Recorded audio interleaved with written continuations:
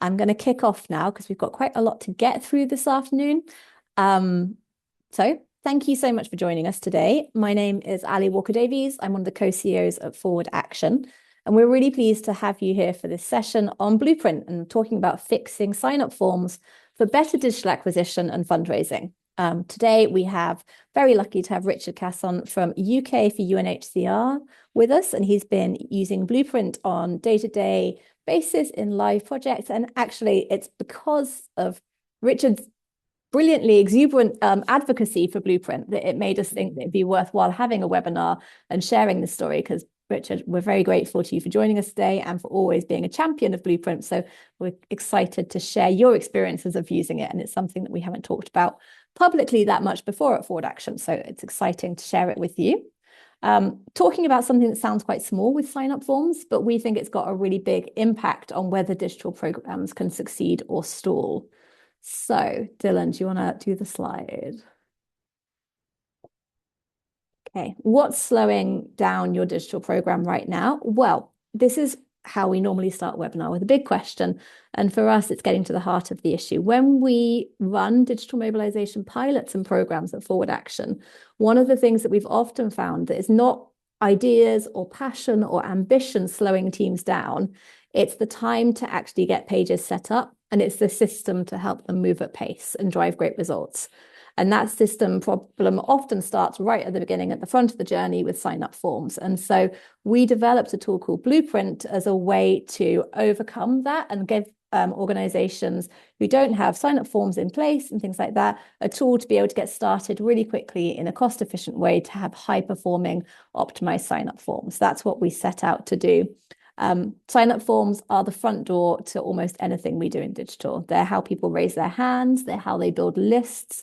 They're how we start relationships that can turn into donations, to actions, volunteers, or advocacy. But often they're treated as an afterthought, or at worst, something that people just have to put up with in your program. So today we're going to be focusing on what the potential for a great sign-up form is. And before we get started, we've got a poll question for you, which is, how long does it take you really to launch a new high-performing sign-up form? Are you an organization that can do that in 1 to 2 hours? Or maybe it's complicated, or maybe it takes a day or more than a day. And we're going to just give this. Okay. We didn't have the it's complicated issue answer in there until we spoke to Richard going through this. And he was like, well, we can do it, but then it's not always easy getting sign off and things like that in place. So if we end the poll now, it seems like a lot of you are in a very similar position, with quite a lot of people saying it's 40% of people saying it's complicated. I'd like to unpack that. 34% saying it's more than a day, and as brilliantly, 14% of you can do it in 1 to 2 hours. So that's fantastic. Love to know the systems you're using and how you make that work. But the thing is that there's always opportunities to improve the performance of our sign-up forms and the speed of getting them out, because we know that if we respond to issues quickly as they arise, then we can really capitalize on public interest. So we want to be able to get out there quickly. And when we're talking about great sign-up forms and thinking about what does that look like, we're talking about things like, how does that look in practice? We want to be able, a sign-up form to be able to do 5 things. It needs to capture clean, usable data, not data that you have to fix later. So we know that some organizations struggle with getting the right data into their CRM because the way they're capturing the data doesn't give them the right fields. We need to collect consent properly and clearly, so that it's not putting people off with lengthy consent opt-in statements and also with poor user experience. We need to be able to set it up in the real world, not in theory, very quickly. So it's great to see some people can do that, but other people, it's taking more than a day to set up a sign-up form. And it needs to integrate cleanly with your CRM so that the data arrives where it should, when it should, ideally instantly. And crucially, this is the thing that we care a lot about at Forward Action, is that it shouldn't be a dead end. We don't just want someone to take that action and then to move on, and they'll close the browser window. It says, thank you very much, and that's it. We want to build on that interest and that momentum to give them something more to do and turn it into the start of an ongoing relationship. And when one of those things breaks, teams adapt by doing less, and our performance, the projects that we're working on and the programs that you're delivering are impacted. So that's what we get excited about. That's what we spend a lot of time thinking about, particularly Dylan, who is also joining us here from Forward Action. So Dylan is our head of tech. And today, what we're going to talk through is 3 key areas. So I'm going to hand over to Dylan to give us a demo of Blueprint and to show you exactly what it is. So we're not talking about something abstract, and you get clearly see what it is and the kind of pages that we use to build it to use it. And then also talk about things like how it integrates with other systems like your CRM or like engaging networks. And then Richard's going to talk you through some examples of how we've used it in real life in practice. So obviously, UK for UNHCR have been using it to power a lot of their digital acquisition. And then there's going to be plenty of time for questions. So please do use the Q&A function as we go. There's questions. Florence, who's also on here, who's organizes all of our webinars so brilliantly. And I will be reviewing those questions. And then at the end of the webinar, there'll be time for us to go through those questions and have some proper discussion about how to make sign up form pages work best for you, UK for UNHCR's experience, and Blueprint. So I think I'm going to stop talking now and hand over to you, Dylan. Thank you. Great. Thanks, Ali. Before I get into the demo side of things, I just wanted to kind of throw a few just general stats at you about Blueprint we've been kind of digging into over the last while. First and foremost is that when we compare to other platforms, and this comes from our own stats that we see as compared to when we work on platforms that aren't Blueprint with our clients and our partners, we see that the cost effectiveness of Blueprint is definitely better. So Blueprint delivers about a 43% cheaper cost per subscriber than we see with other platforms. And that's saying because we're the ones who are from our campaigns, that's when the strategy is the same, when the copy is written by us, and when we're handling the strategy campaigns as well. So it really is just the platform that's the difference. And you can see how optimized it is to really deliver on that cost effectiveness. We There's an average cost per email opt-in around 0.89p, average opt-in rate of about just under 65%, donate rate of just over 2%, and that is in the daisy chain. So that, which I'll show you now in a minute, is in the post action. So when someone's taken the main action, the rate that they donate at afterwards is about just over 2%. And then average cash donation from that daisy chain donate ask is around £11.50. So those are just some general stats to talk you through today. And now I'm going to show you through the site. So this is our Blueprint demo site, and it is the kind of generic form of Blueprint. Blueprint is very customizable. And so when we do build a Blueprint site for one of our partners, we rebrand it, we reskin it so it has all the right brand colors, the fonts, any kind of specifications that you need, the logo, that kind of thing. So it can look as much like this or as less like this as you really want it to. The templated page, so these pages all use this 2-column layout, which people I'm sure are very used to seeing at this stage.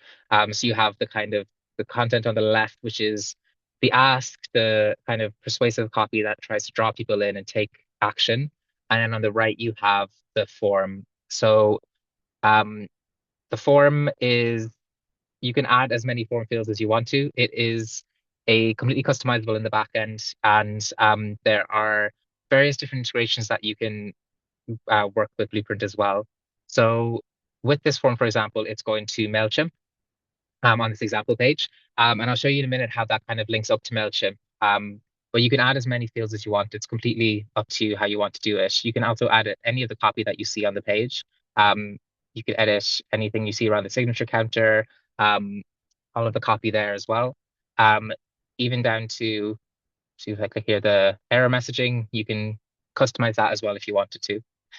There are only 2 fields which are required on Blueprint, generally speaking. Obviously, you can make them as many required as you want, but email and opt-in are the 2 that we always have as like needed.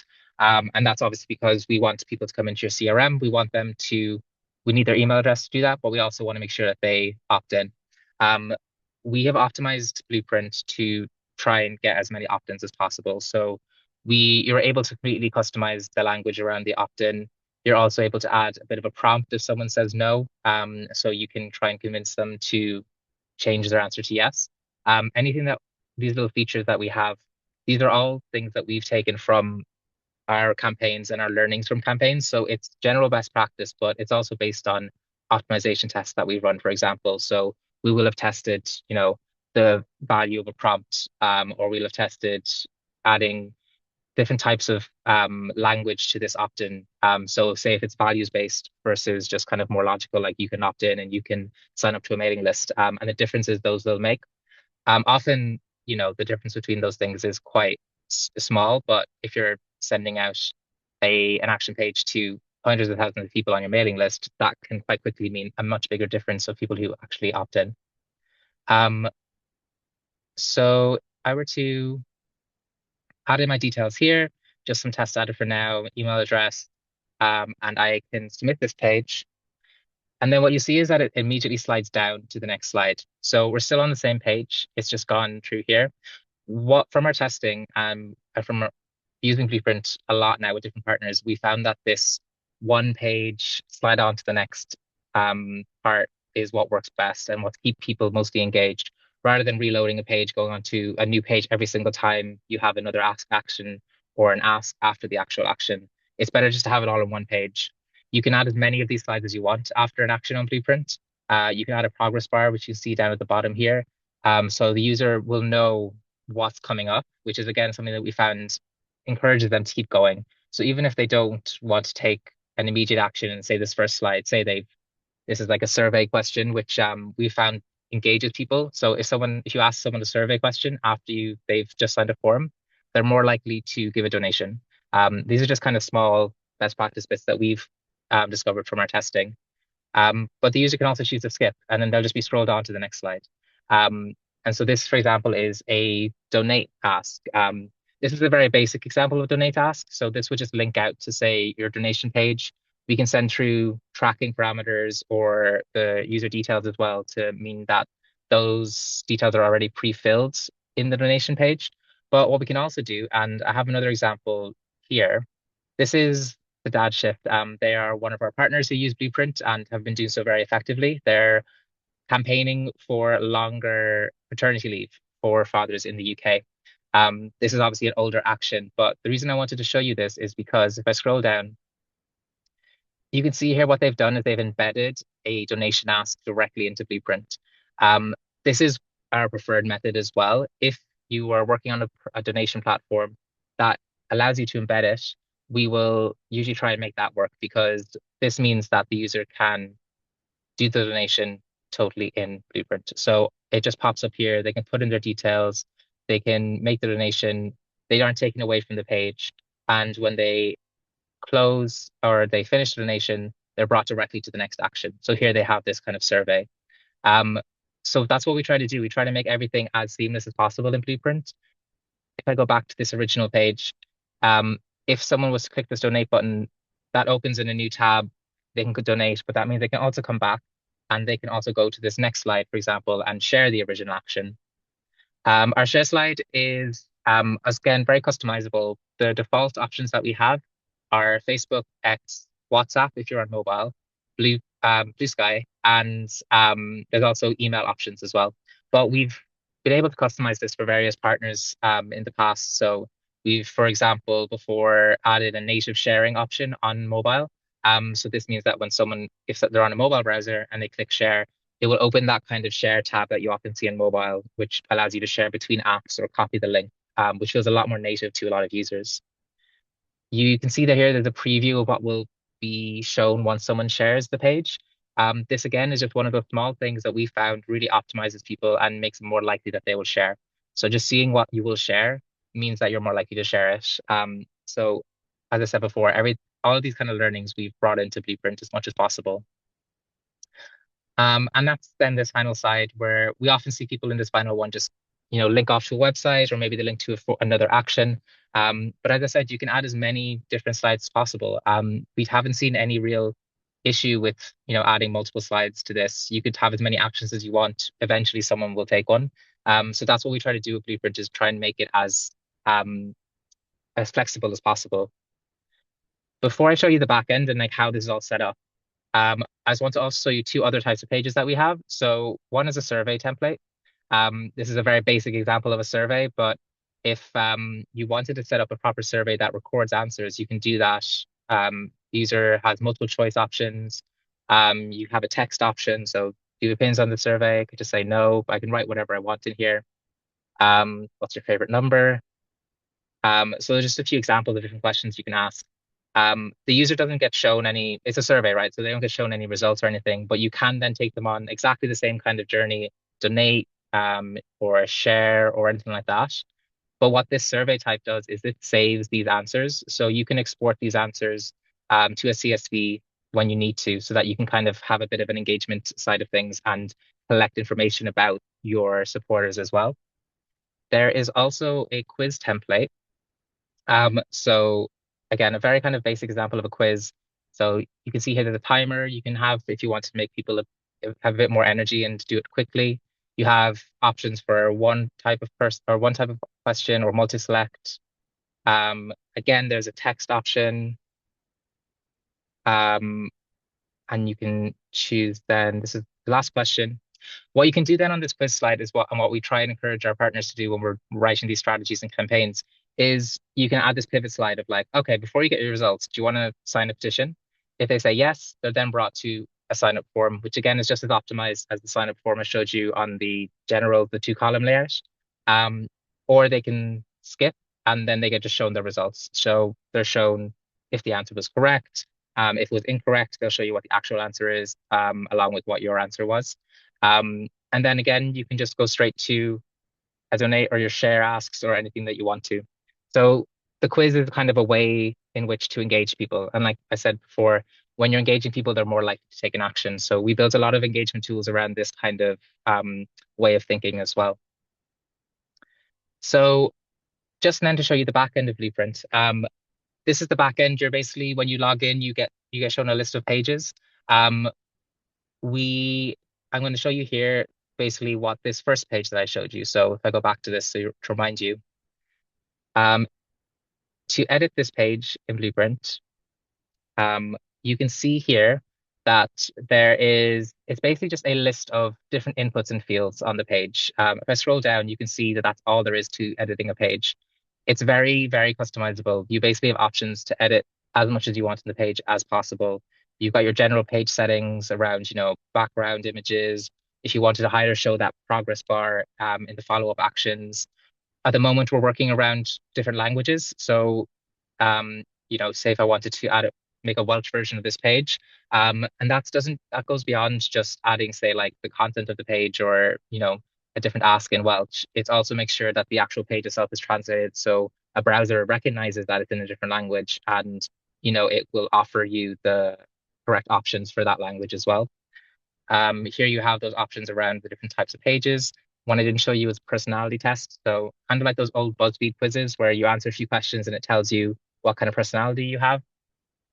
You have your options through your metadata here. So this is what you see when you share the page. And this is also what appears if I go back to the page here.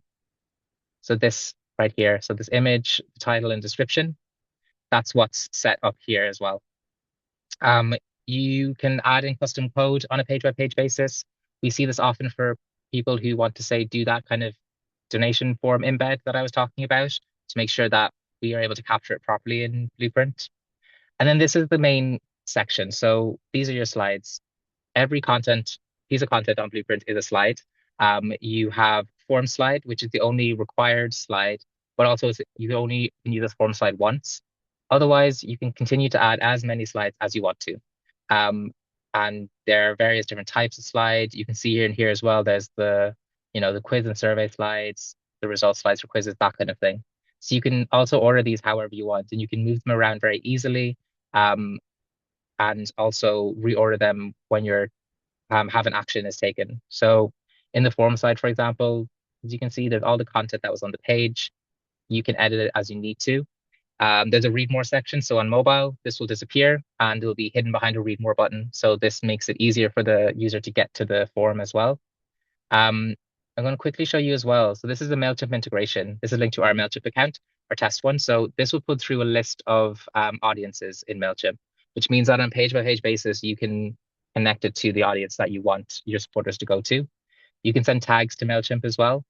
And then in here on this is the form fields. So you can see, for example, first name was the first option there. And then there's this list here again, which links to your MailChimp and it pulls in the merge fields in MailChimp. So that means I can make sure that this field links to your first name field in MailChimp. And if there is a field that exists in your MailChimp account, it will link to it. This is also just to say this is just the MailChimp integration. We integrate as well with Zapier by default, with Beacon CRM by default as well. And then we also do custom integrations. Most regularly now, we see integrations with Salesforce and with Microsoft Dynamics as well. But we've also will do embeds with things like engaging networks forms, for example, or Action Network as well. So usually we can work with any other CRM, and we try to make it as easy as possible for this integration to be done at the start, and then you can just go in and make your pages and make them as flexible as possible. I don't want to take up too much of your time now because I want Richard to be able to talk through his experience of using Blueprint. So, Richard, I'll hand back over to you. If you have any questions about the platform, please follow up afterwards, and I'm happy to do a proper one-on-one demo as well.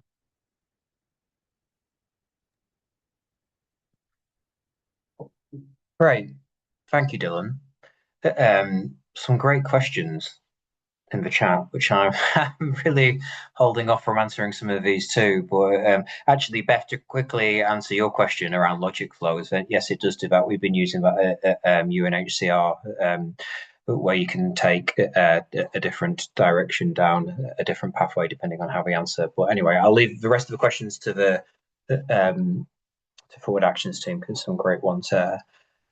So just to introduce myself, I'm Richard from UK for UNHCR. If you've not heard of UNHCR before, it stands for the UN High Commission for Refugees, but often just shortened to the UN Refugee Agency. So I'm based in the UK team. We're primarily a fundraising and awareness raising organisation based in London, raising money for UNHCR's work to support refugees and displaced families around the world. There are multiple strands to my job, but one of the areas of work that I oversee is lead generation. And lead generation, not always the best term. I'm not a huge fan of the word lead generation, but like bringing in new people, bringing in new audiences, and we all know what lead generation means too. So we're about recruiting new people to sort of to be interested in UNHCR's work and ultimately to go on to make a donation too. So I'm going to talk about how we've been using Blueprint at UNHCR, but I'm just going to talk about like when we first thought about using Blueprint and working with Forward Action, and we set some goals on what we wanted to achieve. So just to kind of to read through those, we wanted to grow awareness and support for refugees and displaced families. We wanted to drive new supporter acquisition online, so obviously bringing lead support acquisition to acquire donors too. To strengthen our long-term relationship with donors too, to make sure that people had a really positive experience, even when they're just kind of like signing up online and we're using tools and software that felt like seamless to use. We wanted to be able to make pages quickly, to respond quickly to emergencies with timely campaigns, or to respond to whatever moment that might be, to be able to create pages and create sign-up forms quite easily. And we really wanted something that fitted with our tech infrastructure, which I think that really speaks to the sort of the questions that are being asked about integrations there too, because that was really important to us. So on the next slide, if I may, I'm going to dive straight into talking about that and just comparing Blueprint's integration with Meta Instant Forms, which is shown in that little image on the left-hand side. And if you've used Meta Instant Forms before, I'm sure you recognize that template and how they all kind of look quite similar. And on the right-hand side, we have Typeform. Now, this isn't to say that Meta Instant Forms and Typeform don't have their place. We still use them quite readily in our lead generation work and in other areas of engagement. But there are limitations to those platforms. And it was really important for us that we had something that integrated seamlessly with Salesforce. And I'm just going to give you like a quick case study. And that case study is I can't think of any other way to describe this, but a wild goose chase that we went on trying to make Meta Instant Forms integrate with Salesforce CRM, despite reading the instructions, despite, I think, having multiple calls. I think that we had like 7 of us working on Meta Instant Forms, integrating it with Salesforce at one point. from our data team to our agencies that we're working with on ads, to people who managed our social media, to us in the fundraising team. And just despite Meta Instant Forms advertising itself as having out-of-the-box integration, I mean, we just really struggled with it. Even we contacted Salesforce directly, had an account manager there, and really struggled to get it working. We do, thankfully, finally have it working now after a lot of hard work. But just a total contrast to working with Blueprint and the tech support that we got via Dylan. So I think that it was actually, the integration was actually set up before I joined UNHCR, but I think it was set up in a matter of hours or a matter of days. And it means that now when somebody signs up and joins as a lead via our Blueprint pages, they are added onto Salesforce within 15 minutes. They receive welcome emails and then are moved automatically into our welcome email journey. And just that seamless integration is so important to us. And I feel like that issue around tech support is just so important, because so many of us in the nonprofit world are working in quite small teams and don't necessarily have the time or the capacity to be able to sort of to go into spending hours and hours setting up an integration. So to be able to work with Dylan in particular, just it was amazing to be able to just have that tech support of someone who could literally pick up the phone and say, help, I'm stuck. Please can we make sure that we get this working in the right way? So that was a big issue for us, a really technical one to sort of to start with, but just so important for us to sort of to like get that right, and so challenging even on these big platforms where it's really hard to get tech support. So on to the next slide, please. So I've mentioned that reliable data integration. That was a big thing for us, but other reasons for, I've kind of 4 top reasons for choosing Blueprint. It's like ease to use, and we've already had that quick demo from Dylan there about showing how easy it is to be able to set up a template and duplicate those templates and make different types of pages. But to be able to like tick a box and you've got a signature counter, or tick a box and you've got like a flow showing like the latest petition signers, and adding URLs that people link through to your donation pages and things like that. Cost effectiveness, we were using Typeform. We do still continue to use Typeform, and it's been a really useful tool for us. But when we were, say, looking at expanding and growing with Typeform, one of the barriers that we hit is that I think if you get the enterprise license or the business license for Typeform, it's about £400, I think, per year. And that gives you 5 seats, 5 licenses. And us as a kind of a medium-sized organization, as we started to use Blueprint more and Typeform more, we wanted to sort of open it up to other teams for like our data team to be able to log in and to see what's happening, and other people in different fundraising teams to log in and see what's happening. Like our legacy team has been thinking about using it too, thinking about making a Gifting Worlds page. So Lauren, who manages that program, will ultimately be set up with a login. And when we reached out to Typeform to ask them about expanding licenses, like can we have like 10 seats, 15 seats, we very quickly ended up adding on lots of zeros to that, so it kind of became prohibitively expensive. Like there was a big leap from the sort of their standard business plan up to like customized plans when you start adding in lots of people. We've not hit a cap yet on the number of people that we've added to the platform, and I think we're about 10 or 15 people too. So it's a great position to be able to be in, to be able to just keep adding more and more people based on our standard license cost. Delivering great results. So I'm going to talk a little bit about those results and what we're seeing with the platform in the next few slides. If you could skip to the next one, please, Dylan. So just to show some of our pages in action, you can see here that actually we've been largely using the standard templates that Forward Actions team built for us. So they look similar to those examples that we shared just a few minutes ago.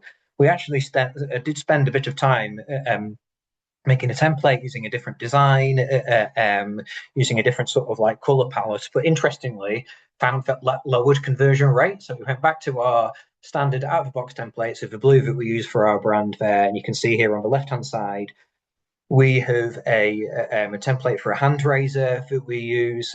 Looks like a petition, but not a true petition. We call it a hand raiser. I know a lot of other organisations use that terminology too.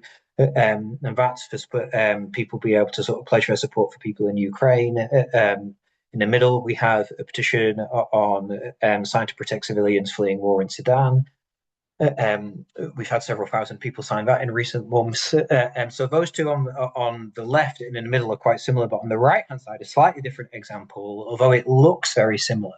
This is actually an order page. So to just show you what someone's ordering, we have a little ribbon here, which people can order, our supporters can order to get one of these free to be able to show their support for refugees and displaced families. So what we set up because of the integration, we were able to create this order form where the data is moved over onto our CRM. And with our fulfillment agency, we've been able to extract that data and do orders and kind of like it's a form of lead generation, but just a bit different to the handraisers and the petitions. And we've started to use the survey tools and the quiz tools that Dylan was showing before. Unfortunately, we have closed the one campaign that we built on that so far, so I don't have a screen grab. But really, we're seeing these great results. But we also kind of consider ourselves at the start of the relationship or start of the road to looking at how the different directions that we can push the platform in, which is a great position to be in. To see more teams using it internally and thinking, what can I do with this, and can I get a free account within our license and start using it to be able to consider how they can use it for their own campaigns and their own work. Next slide, please, Dylan.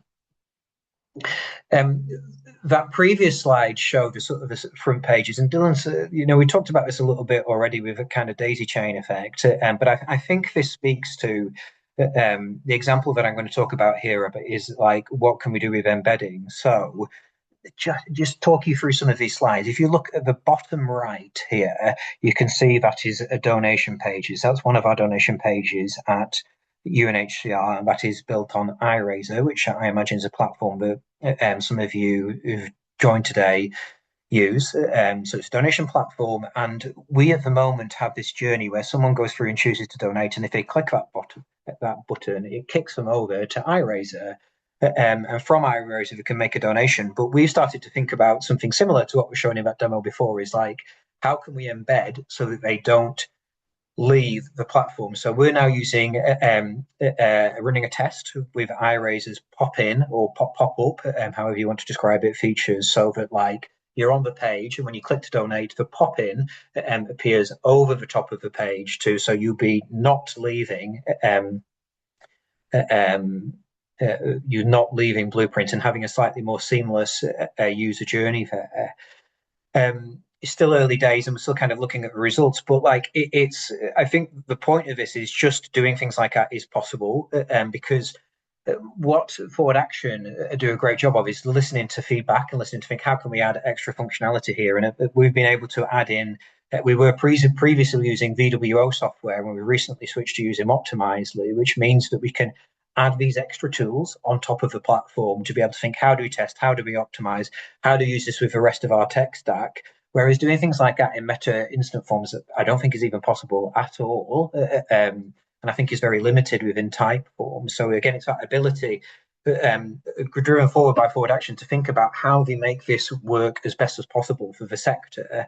And it's already been shared a little bit about how we use the daisy chains and that kind of like sharing. If you look down at the bottom in the middle there, that's my kind of sharing page, and where you can click to share on Facebook and click to share via email. Now, I don't have an example of this from UNHCR, but previously, in a previous life, I worked for Greenpeace, and we found that when I was working at Greenpeace, through optimizing those journeys and really kind of like testing on our pages, which were like, it was a very early kind of version of Blueprint as Forward Action's team, when we were working with them, was sort of like developing it at the time. And we found that by optimizing that daisy chain, we sometimes get 10% more organic leads when I was working at Greenpeace. So it's that thing there of like being able to really customize it, make a page that's just much more aimed at our sector and the kind of the goals that we're trying to achieve, that you really struggle to sort of to do with other out of the box tools like Typeform and Instant Forms. Next slide, please. So last couple of slides, I'm just going to finish with some statistics. We're working in fundraising. I don't think I'd be a fundraiser without at least sharing a few stats.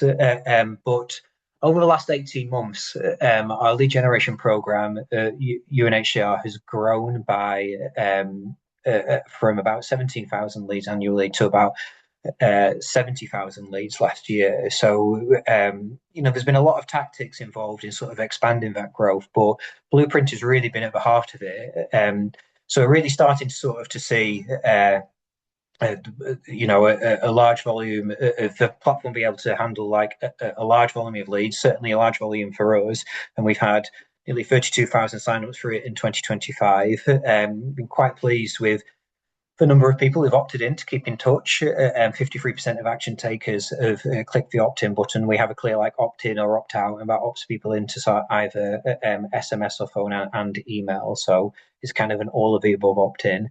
And yeah, this is really interesting. This 3% of action takers have since donated, and it's not people immediately donating at the point of sign up, but it's through things like telemarketing. We work with another great agency called Stratcom on our telemarketing work, and another great agency called Angel on telemarketing too. So they both really supported us on calling people who've opted in and left their phone number. We try to steward people through different types of email journeys and through other email campaigns too. So they're really indicators that we're not just bringing in new people, but we're signing up people who want to stay engaged via Blueprint. And just the final slide, if we can just skip to the next one, I feel like this graph really articulates that. So huge credit to Rhiannon, from Stratcom, who's another agency that we're working with, who produced this. And I think Rhiannon is in the chat, or was half an hour ago anyway. So thank you, Rhiannon, for joining, and thank you for sharing this graph with us, because we hadn't crunched our numbers and compared Blueprint to other platforms before. But what this graph is showing us here is conversion rates and cost per acquisition of regular givers via Blueprint versus Meta Instant Forms. So you can see £114 when we factor in both our costs of calling people and our costs of signing up leads in the first place. We're getting into the direction of almost being or dropping underneath £100 for a new regular giver, which would be a first for us. We've quite consistently dropped under £200, but under 100 would be a real turning point. And you can see the real contrast there is almost half of Blueprint leads via Blueprint versus leads via Meta Instant Forms in terms of cost, and almost double in fact, more than double the conversion rate too. So thank you, Fernand, for jumping in the chat. Yeah, this is just such an interesting graph.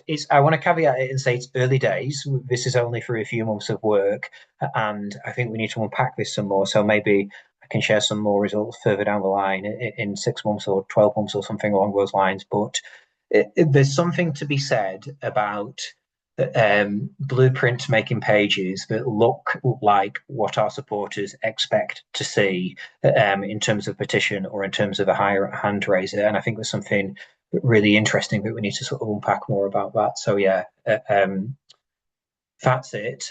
I think, or is there one last slide? Would we recommend Blueprint? Yes, absolutely. It's a great tool.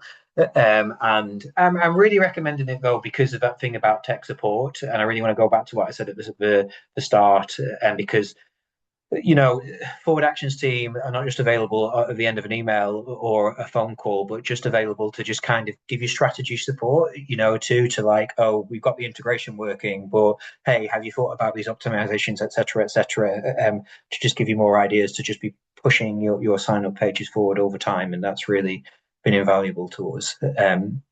So very happy to endorse the platform. Wonderful. Thank you so much, Richard. It's always delightful. And thank you, Rhiannon, for sharing that graph, because we've been looking at that lots and we're very delighted with those results. And I think it tracks with what we see. We do a lot of work with organizations where we'll be looking at like, do we need to invest in a platform like Blueprint and building out hand raisers, or can we just use Meta Instant Forms? And what we see is that you can get a low cost per lead on average, we can get a low cost per lead with a Meta Instant Form, but the conversion rate really suffers. And so where we can, we really push for our partners to push towards having that specific tool on those sign up pages and those landing pages, because the cost per sign up is still low, but it means you can often get those donations in that journey. And so we're often looking at kind of a positive return on ad spend just at that point of sign up, because it's so successful at kind of optimizing and driving donations at that point of sign up, which really helps with those list growth programs. So we really great to see that that is tracking across other channels as well. And Richard will keep up with you and working out some understanding exactly what it is that's improving that. But I think we see that across the board as well. Thank you, everyone. We've got lots of brilliant questions as well. Some of them are more technical, some of them more strategic. I wanted to just mention that kind of we will follow up from this with a bit of there's an email that will come to you that'll have a PDF that has a bit more information about Blueprint. It will include the costs for the monthly subscription rates as well. And it will include a Q1 discount that we're offering at the start of 2026, because we haven't really talked about Blueprint before publicly. It's not something that we started using it with partners that we were working with on a strategy basis, as Forward Action is a strategy consultancy. We built it because we wanted to be able to do hand raisers quickly and not be held back by the tech that organizations were using. Now we can see that actually there's a real benefit to opening it wider. So I will share that information with you. But of course, if you do want to look at that and you are interested in finding out more about how Forward Action can work with you as well, we can help you kind of set up those pages, look at some strategy consultancy about making sure that you're getting the most out of the tool as well, without necessarily doing a big hand raiser pilot. So that is the nuts and bolts of working together. But over to the questions, because we've got some really lovely questions for you. So some of these are nice short answers, like can we, like the logic flows that Richard already answered, that yes, you can do logic flows within those quizzes. Dylan, can you add an image to a quiz or a survey? Yeah, there's options to add images as you want. And also, I think it's just worth mentioning that basically any of these questions, like the answer can always be, we can add it for you if you want it. So we will work with you to be able to like customize these templates as much as you need. So if you come along and say like, oh, we really like this survey tool, but like it can't do this one thing that we see another platform do, it's really easy for us to kind of just go in and make those changes and work with you to actually like optimize it towards what you need as well. So yes, to images for sure. Brilliant. And another yes/no question. Can pixels be installed on the Blueprint form? Yes, and I actually meant to mention that during my walkthrough. So thank you for asking that question. There are by default, Blueprint fires analytics event for GA4, and it fires metapixel events. So if you want to add the metapixel or the GA4 analytics to the page, those events will then fire by default. So when a form is submitted, a complete registration event is fired. And if someone opts in, a lead event is fired. Again, those are customizable. Some of our partners that we work with have custom conversion events on Meta, and we can make those changes as well. But yes, by default, Blueprint already has all that built into it. Brilliant. Thank you. And is it possible to apply phone number validations to phone fields? Yeah, we can add any kind of validation you want. So we've had partners before who want to make sure that like a phone number is only from the UK, for example, so we can add that validation. We definitely do encourage validation as much as possible on the fields of the front end, because it then saves any kind of bad data going into your CRM. Usually we'll see there's like a double kind of validation. So on the Blueprint front end, and then just in case anything gets through, we'd have partners, validation on the back end as well. But yes, can add as much as we want. Awesome. These feel like very quick fire questions compared to kind of our usual webinar conversation. But the next one is, when the user visits the page from an email, is it possible to bring pre-filled forms when that user lands? So because we don't have any data stored on Blueprint, it all goes directly to your CRM. It means we don't have access to those user details immediately. What you can do is you can pre-fill via the URL. Now, I know a lot of people prefer not to do that because it does mean that you're passing user details through a URL parameter. But it means it is possible. I mean, you could pre-fill, say, non-user specific data. So say if it was like city or location or some other kind of like segmented data that you know about the person, you could add that to the URL link and then it would pre-fill in Blueprint. But we don't have access to the CRM on page load. It's just when you send the data to the CRM. Thank you. And if every user is served the same slides as default, how does the GA4 event, donation especially, tracking work? Yeah, so I mean, I'm just trying to think if I can quickly show what that looks like. So if I just quickly share my screen again.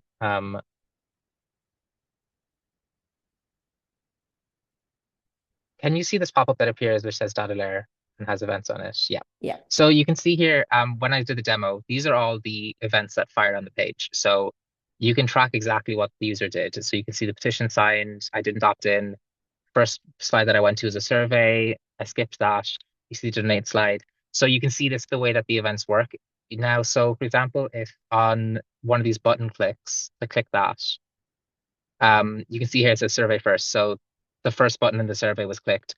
You can add then custom events in the back end. If I quickly go into here, I'll show you what these buttons. So this is the slide here, which has those questions, and you can add events here. So you can choose what type of event it is. Is it a donate event, share ask, a link, for example, or other? That can just be then a generic one. And then you can add what the kind of the end of that event should be. So this would fire donate yes, for example.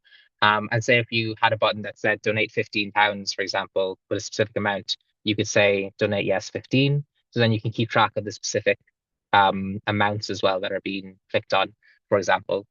Hopefully that answered the question. Thank you. Hope everyone kept up with that demo as well. That's really great to see. You always work so quickly with these things, which is why you're able to get so much done in a day. Okay.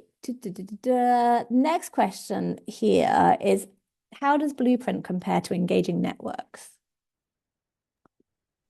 So there are very different platforms. Engaging Networks is much more oriented. I mean, it has its own CRM for one, and it has multiple different sets of actions and pages and account structures and all this kind of thing. Blueprint is a sign up form template builder, right? So we have the template. You can make as many pages as you want.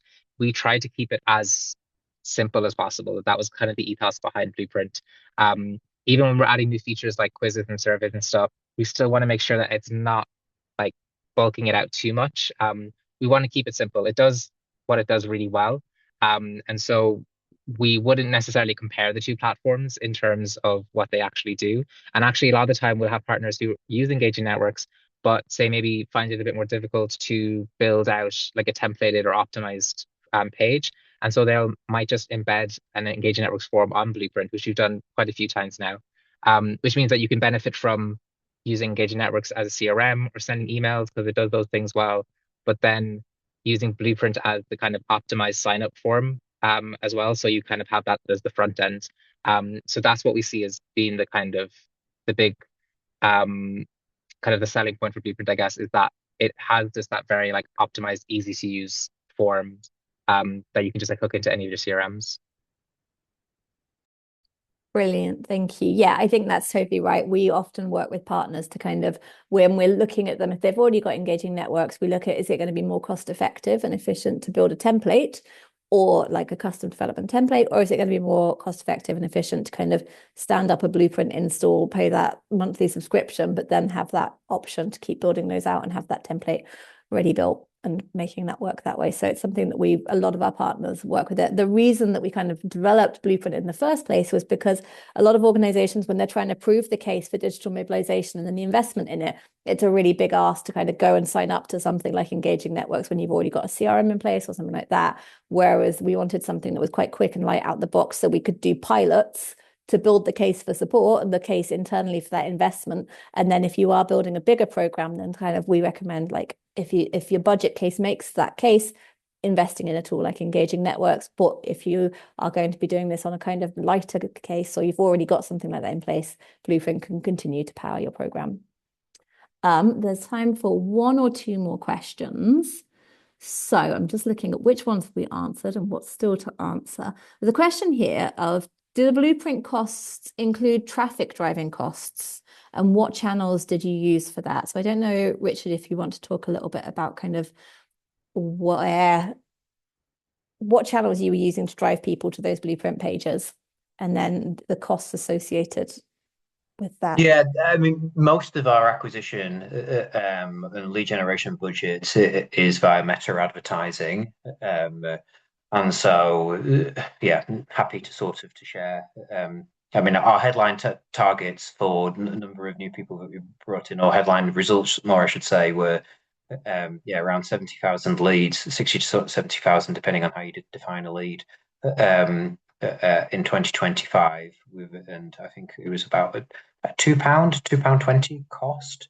But that was pretty much all via meta advertising. We are looking to kind of diversify really, so we're not completely fully reliant on meta, on looking at how we do organic lead generation, on how we say use our email list to encourage existing supporters to sign and share petitions, things like that, and other types of ads to be able to sort of to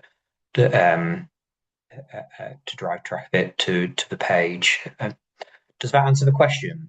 I think so. But if you ask that question, please do answer in chat whether that answered it or not, if you're looking for a little bit more information. So the numbers that Richard quoted there, it's the lead gen costs from Meta, and the conversion calling ones, the telemarketing one, is the cost of lead gen plus the conversion calling, correct? That's right. Yeah, that's right. Sorry, I was also slightly distracted by Gordon's question too, which I would be happy to answer, which I was reading about at the same time as you answered the question.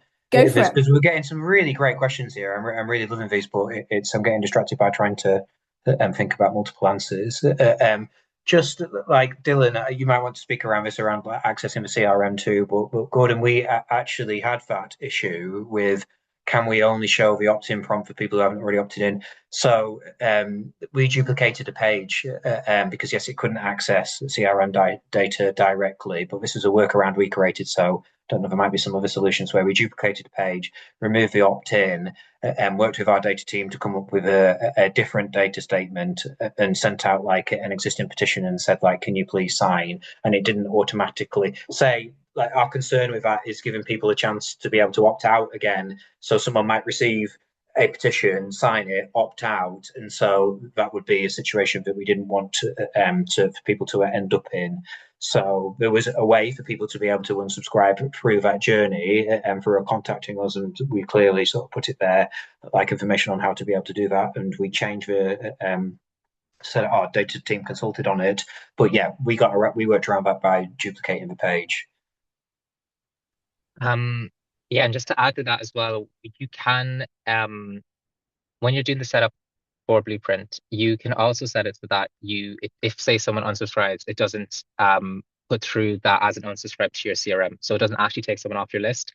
It's more that, especially, and this is also important when you use the opt-in language, obviously, for making sure it's GDPR compliant. But as long as you're saying to someone yes or no to be added to the list, and that means that if they say no, that doesn't mean you have to remove them from the list. And so we can make sure that those options work for you as well. We do that a lot with, say, like the MailChimp integration. MailChimp has a lot of options for the kind of subscription status, right? So you could have like a pending subscription if someone needs to like verify it with their email, or you can just subscribe them immediately. But like when we do set up these projects, we will ask about these kind of options and what the organization wants and how their CRM is set up as well. So yeah, we can customize it. But just to say, it's very easy for us to kind of go in and make those opt-ins work differently if you have a different way of doing it. And we will, especially for the opt-ins, it's worth saying that we will lead by what you want us to do with that. We have our kind of like the best practice that I talked about, but if you have specific setup because of GDPR or because of the way your company handles data, we are very much open to working with it that way as well. Just to add to that too, it'd be interesting to sort of see the new guidance on soft opt-ins too in the coming months, because that might change things again. So what we said now might be actually a different situation as the legislation comes out around that. But Beth, just to follow up on your question, like, so to clarify, Blueprint versus meta costs. So really, what that graph was showing you was all costs. So it was advertising costs. So acquiring someone via all advertising costs and the average cost of acquiring a lead versus, plus the costs of working with Stratcom, the agency that we're working with on telemarketing. So all of their costs too, and that those together with all of that support helped us to arrive at a CPA of £114, which is what I shared. But I feel like, yeah, I did have a slight concern about sharing that graph because it does kind of open up questions like this. But overall, I would say the thing to take away from it is through having the diversity of different sources within your lead generation program and looking at the costs of not just how people sign up and like, because within a lead generation program, it can often be the focus is how many leads did we get, how much money did we spend, but actually, like, it's really important to sort of to look at that onward journey and to break things down, and that's what Stratcom have really pushed us to sort of to think about and to add up everything all together and say, right, okay, now what have we ended up at? So I hope that helps. Brilliant. Thank you both. And thank you. Yeah, that kind of your answer also chimed with what Beth had said there about the GDPR compliance with opting in and re-opting in. Always love a GDPR compliance conversation. Okay, we had 3 more questions. We've got 3 more minutes. I was going to wrap this up early, but since we're all here, we're going to finish this. Dylan, quick fire again. What do the pages look like on mobile? Yeah, I can also do a demo of that. Let me just make sure it's on the right page.